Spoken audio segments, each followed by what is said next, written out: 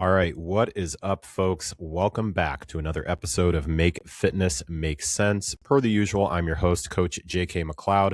Today, we're kicking off another comment and response episode of Make Fitness Make Sense. This is where I take some topics that I've recently commented on, either in person or on social media, primarily on Threads, and I provide some additional context, some nuance that hopefully takes those particular topics and questions and helps them make a bit more sense in a fitness world that I believe continues to cause more confusion and frustration than is necessary in order to hit your goals.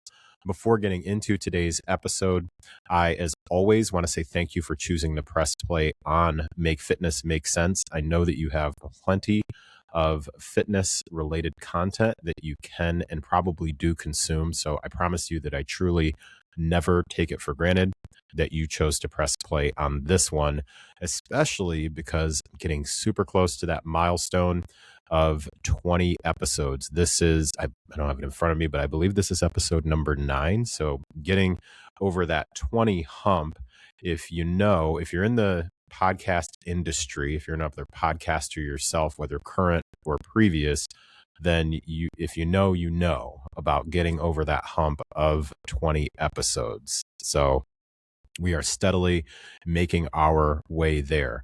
Speaking of that, one more thing before I get into today's topics, I've got 3 to 4 things that I'm going to talk about. I do want to request if you would please do me a favor and make sure that you are subscribed and or following the podcast on whatever platforms you have available to you. The 3 primary ones here are going to be Spotify, Apple Podcasts, and YouTube. I would really appreciate it. And if you really, really want to help me out, share this particular podcast, whether it's this episode or previous ones, with a friend, family member, coworker, maybe even somebody you don't like, but you think that the topics that are covered are helpful. I'd appreciate that also. All right, let's go ahead and get into what we've got on the docket today. I've got, as I said, 3 to 4 things, 3 for sure. First one is going to be talking about progressive overload, a question that was posted in one of the fitness forums that I'm in. Second one is going to be in response to some questions, or a question about figuring out a trick to get in cardio because the person has admitted that they suck at running. I feel you. Like I overstand what you're talking about there. Then the last for sure topic will be how I answered a question where someone was asking about whether it made sense to pay monthly for something like a Whoop or just continue with something like an Apple Watch, a Garmin. So I have some thoughts to share on that. And then if there's time left at the end, I'll also share some takeaways from a recent conversation that I was a part of about finding some balance when it comes to your fitness and also the things that you enjoy. So hopefully I'll have enough time to get to that. All right. So let's start off with this first one. So the first topic that we've got is progressive overload. Like basically what counts as progressive overload. So the verbatim post said, does it count as progressive overload if you went up in weight in your previous exercise, but stayed the same weight and same reps in the following one? For example, if I go up in weight on hip thrusts and then follow that up with step ups, so it sounds like a superset, but don't change my weight and reps from last week on step ups, is that still progressive overload for the step ups since I'm more sore than last week from hip thrusts? All right, I will tell you that the ending of this particular question is not what I saw coming as I was reading through it. As I was reading through it, this sounded like it was going to be something that was a pretty common question that I will get around what counts as progressive overload. So I thought that it was going to be a very straightforward, does this count as progressive overload or not if I go up on this exercise, but not in the other one, with the little wrinkle of the fact that the 2 movements, the hip thrusts and the step ups, were together it sounds like in a superset. what threw me for a loop, and I like this additional wrinkle that they threw in, is their question, is that still progressive overload for the step ups since I'm more sore than last week from the hip thrusts? That was a little wrinkle that I haven't been asked before. So, and again, or not again, full disclosure up front, some of these are topics or questions that have directly come my way, either through DMs or IRL in real life, for those that are not in the know, conversations, and also posts that aren't specifically directed at me. However, I pull them from the social media platforms or different fitness forums that I'm in and then address them here. So I do not want to put some sort of delusion out there that all of these questions always come directly towards me. For example, the person that says, my DMs have been blowing up with these questions, and when in fact, they're not blowing up with those questions. So just putting that out there. That's my disclaimer. If I forget to say that on a future episode, this is my disclaimer for all future episodes. All right. So in this particular instance, again, the person is describing a superset and some confusion around what counts as progressive overload. As hopefully a reminder, progressive overload by definition is when you gradually increase the stress that's placed on your muscles, primarily during strength training and resistance training sorts of workouts. Overall, I would say that there are two main ways that progressive overload will occur. That will typically be a stimulus that you experience after you have either A, increased the number of reps that you did at the same weight, or B, increase the number of weight that you used for the same reps, I guess, or we'll also give it C, we'll give a third option that you increased both the weight and the reps. So an example, the two main ways that you're typically going to experience progressive overload, let's take a movement like a back squat. So let's say that you do a back squat during week 1 and you are able to use 150 pounds for 10 reps. Then the next week, you are able to use that same 150 pounds, but you're able to squeeze out 2 more reps. So you do 12. So week 1, you squatted 150 for 10. Week 2, you squatted 150 for 12. So you increase the number of reps that you did. That is considered progressive overload.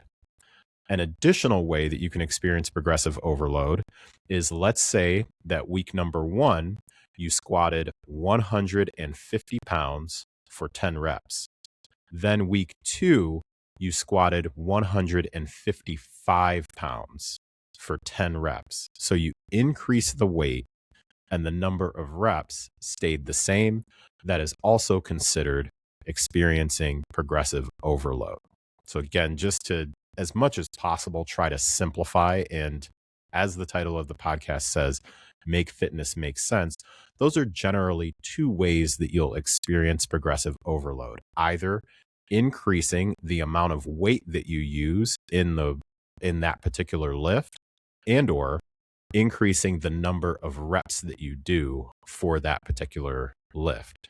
Now, in this particular question, the person is asking, does it count if they increased the amount of, what did they say? They said they go up in weight. Okay, so if they increase the amount of weight that they used on the hip thrust, but because they were superset with step ups and they didn't increase the amount of weight that they used on the step ups, I'm assuming maybe they were holding a pair of dumbbells at their side for the step ups, does that count as progressive overload? For the hip thrust, yes. Simple answer. You have experienced progressive overload on the hip thrust because you specifically increased the amount of weight that you used. P.S. Congratulations, props. Take credit for that. Does that count as progressive overload on the step ups? No, because from what's been reported, the step ups stayed exactly the same. Here's what I want to throw in there.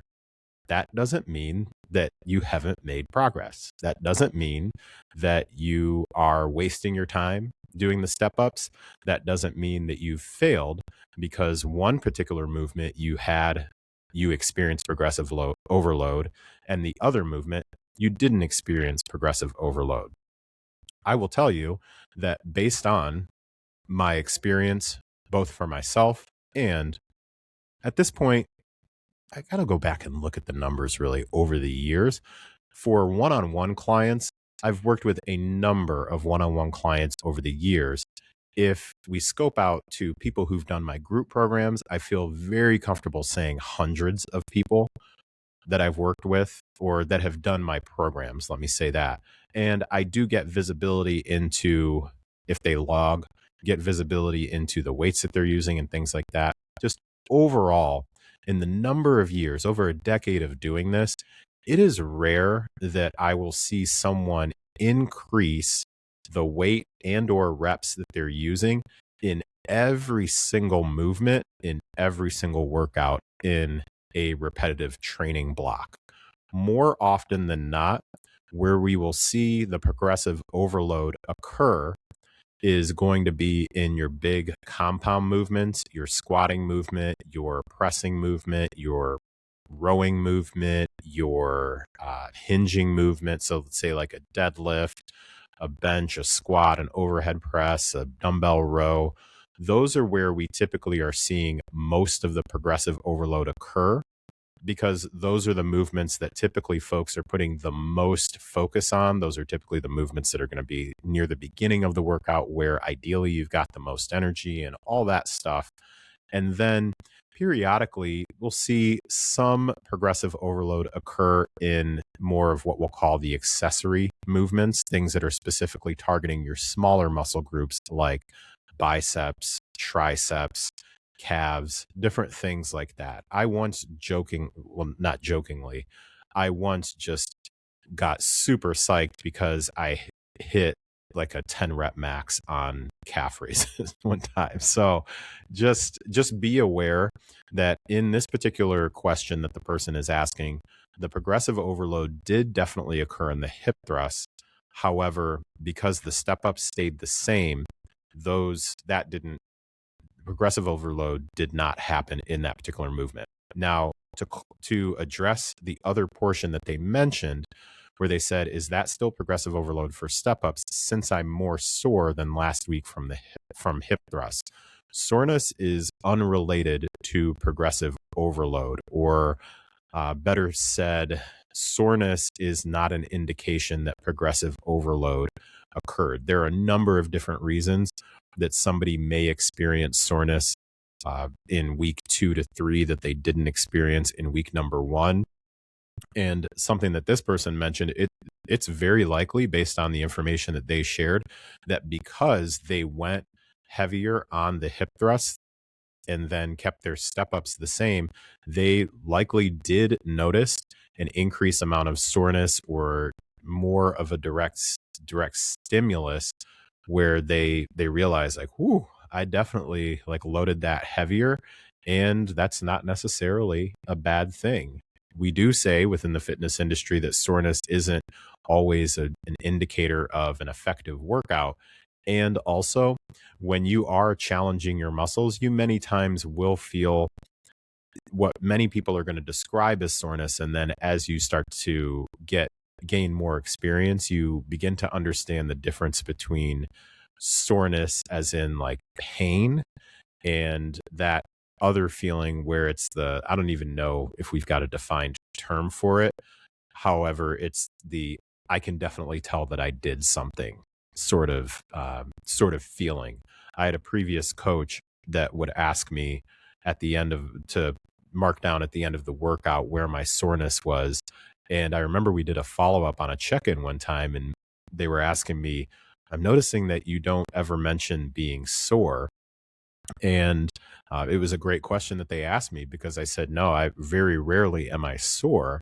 And they said, well, can you tell that you worked out? I'm like, oh, absolutely. Like I can definitely tell like my lats, I can get that feeling in my lats when I go heavier on that dumbbell row and different things like that.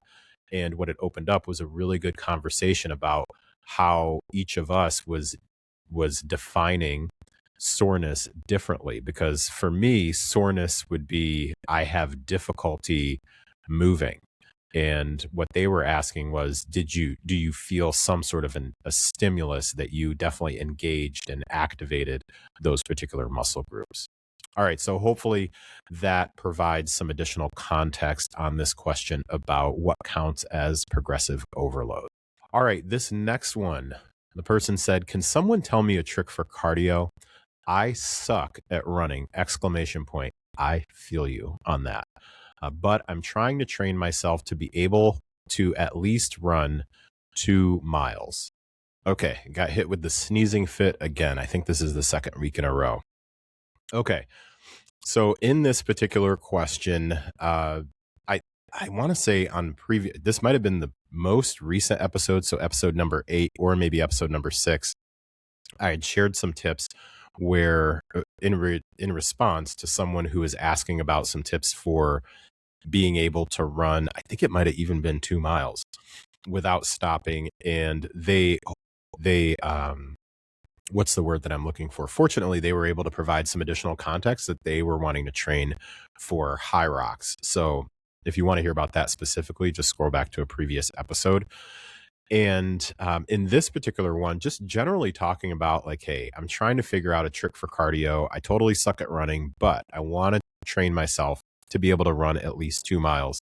First thing I'm going to start off with is a either reminder or, hey, heads up, cardio can come in other forms other than running, and I'll hit on that to finish out this particular topic.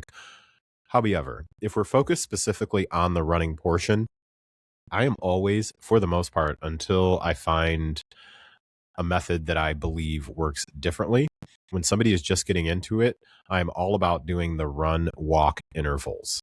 So it could be, there's a number of very, very effective free programs that are out there. I even have access to one that we've used at my gym before. If you want access to that helps people work up to first being able to run 1 mile, then it's like an Excel spreadsheet or Google sheet. You can run 1 mile. Then the next program, they're each like 6 week in length. The next program gets you ready for a 5K. And then I think the next one gets you ready for a 10K. I believe that those are the things, and they're each broken down into 6 week intervals. It's not something that I created. It was something that was offered by the gym that I work at and go to.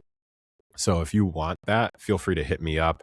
I can also, if you're wanting to get with potentially like a running coach, my friend Kelly is no longer coaching. However, I'm pretty sure if you needed a recommendation for a running coach, just reach out to me and I can see if she has people within her circle who she'd recommend. But anyways, just generally, I typically recommend doing run walk intervals. So a quick example of that could be something like you decide that for the next 30 minutes, what you're going to do is you're going to walk 2 minutes and then run 1 minute, walk 2 minutes and run 1 minute. And you repeat that like 10 times, let's say. So getting work done in intervals. Another suggestion that I would have with something like this, especially if somebody says that they suck at running and or they also don't necessarily enjoy running. Again, you don't have to necessarily run. However, I'm not here to talk anybody out of that. I would suggest something like doing short running intervals as finishers to your workouts, especially if you have particular days that are more upper body focused. Like say if you're doing like a push-pull leg split, or you do something like full body workouts, but 2 out of the 4 that you do per week are upper body focused, different things like that. I'd recommend putting in some shorter intervals as finishers to your workout. So that could be something like, I have a program that I've designed where one of the days is a monostructural, which basically is just repetitive, like on one machine or one modality cardio. So it's 3 sets of like 400-meter runs, and you rest for, let's say the run took you 2 minutes. So you rest for 1 minute. So you rest basically half the amount of time that the cardio implement took. Something like that, I think, can be helpful with, again, putting some shorter running intervals as finishers to workouts, because first, you're attaching it to something that you're already doing instead of putting all of the focus and the perceived pressure on, well, today's my running day. You can eventually work up to that. And also, if you just find, uh, again, this is me being heavily biased and, and very openly self-projecting. If you find that it's difficult to get like geared up for, oh, today's my running day, then attaching it to a lift that you enjoy, I think at least at the very beginning stages, can be a helpful way to at least just get that momentum going. So you get a way to develop both the physical and also the mental resilience to really just the feeling of running. And also you slowly introduce being on your feet more. That is something that I've noticed with some folks, is that sometimes when they go like boom, like whole hog right into a ton, picking up a ton of mileage and going on runs when they previously have not been. And I'm not saying that they're sedentary. It's just that their body has not been used to that amount of mileage. That's where sometimes things like shin splints or plantar fasciitis, like different things like that, potentially can come into play. I'm not here to immediately diagnose if you just related to that particular statement, simply just sharing some observations with people that I've worked with who sometimes will just decide like, you know what? I think I'm just going to start going on runs just out of nowhere, and didn't really ramp up to that. And then last, but certainly not least, back to the point that I made right at the beginning, when the person said, can somebody tell me a trick for cardio? Remember that you have other forms. So mixing in some things like the bike, so a stationary bike, or just getting out and biking if you are blessed enough to be in an environment where you can get out on either the road or a trail or whatever it might be.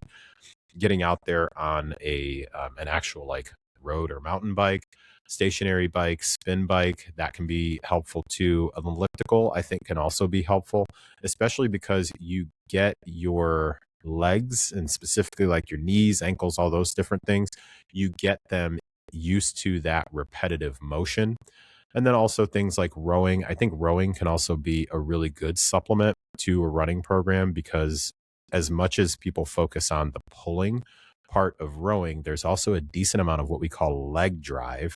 So as you are doing the rowing movement and you're pulling, you're really using your feet to push you away as you complete each rowing rep. So those are going to be my suggestions for working your way up to being able to run at least 3 miles and get in some cardio. Okay, the last for sure question that was on here is let's see. Yep.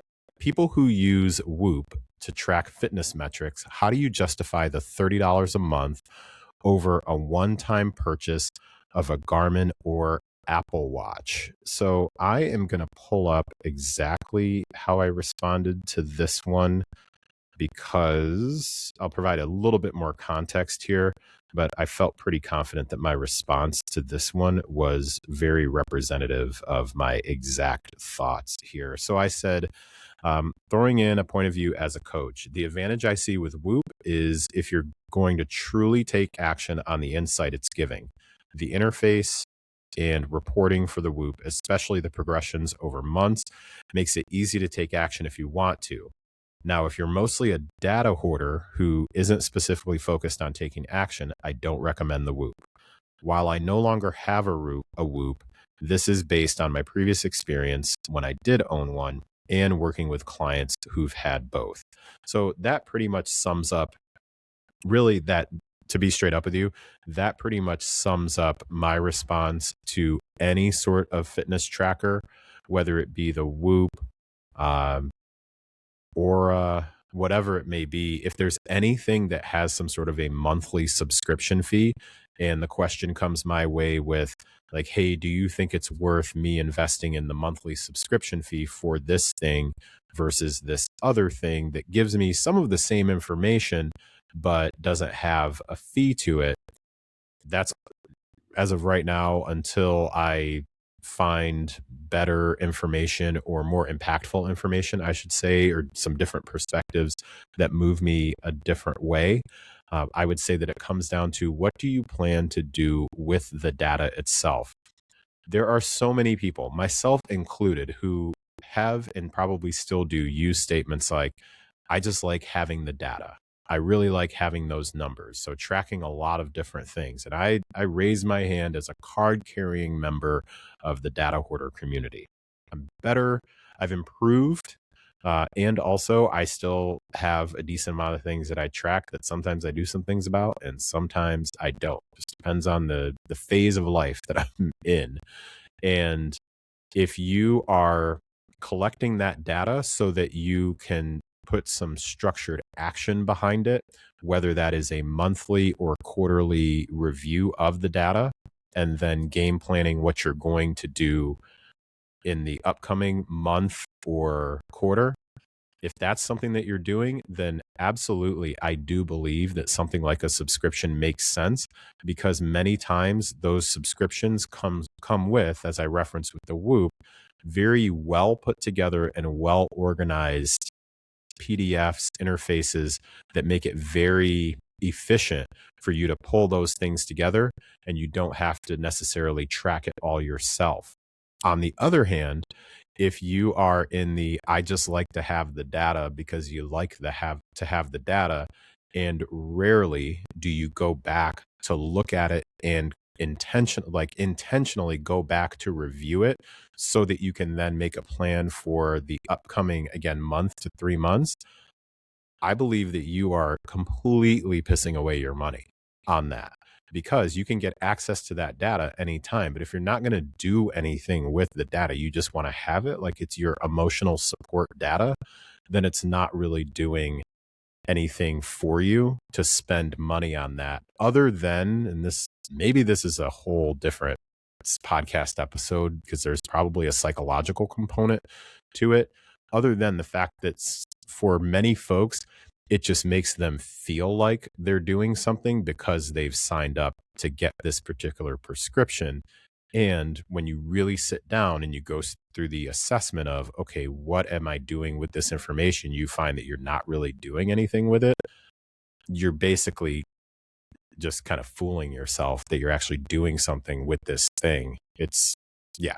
So that's what I wanted to share on that. So it's not just specific to the Whoop itself versus something like a Garmin or Apple Watch. And even Garmin does have, I think, like Garmin Coach or Garmin Connect Plus. I can't remember exactly what it's called, where you can pay additional and get additional insights and things like that. Again, the key for me is always going to come down to, okay, well, what do you want to do with the information that you're getting? Because otherwise you're just collecting a lot of information but not really doing anything with it. It's like buying books and kind of skimming through them and then putting them on your bookshelf and you've never read said book. I feel like I'm talking to a past version of myself right now. All right. What I'm going to do, just based on the time that I've got allotted for this particular episode, I'm going to table this other topic, which was about my perspective on finding balance between fitness and the things that you enjoy. So at the very worst, I will table this until next week's episode. At the very best, I will include some thoughts on this in this upcoming week's email that comes out every Friday, and then maybe go more in depth on the episode, which, as we close out, is a reminder. If you are not subscribed to my weekly email list, you are, one, missing out on an absolutely free, no strings attached workout straight to your email box every single week. So you're missing out on that. And two, you're missing out on perhaps some thoughts, perspectives, strategies, takeaways from conversations that I have with clients, conversations I have in real life, previous experience, all that good stuff when it comes to things that help you build and maintain your foundational fitness habits, which are eat well, sleep enough, exercise regularly.